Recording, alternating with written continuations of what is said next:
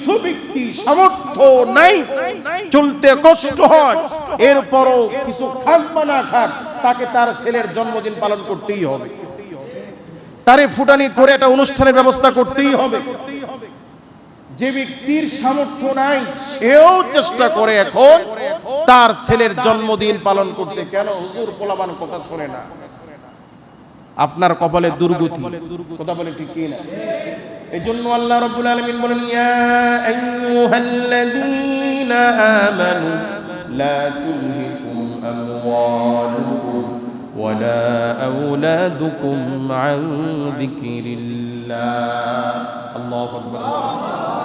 আল্লাহ রাব্বুল আলামিন মুমিনদেরকে সতর্ক করে বলেন, ও দুনিয়ার ঈমানদারগণেরা, লা তুলহিকুম আমওয়ালুকুম ওয়ালা আওলাদুকুম, তোমরা দুইটা জিনিস থেকে সাবধান থাকবা, তোমাদের সম্পদ আর তোমাদের সন্তান যেন আন যিকরিল্লাহ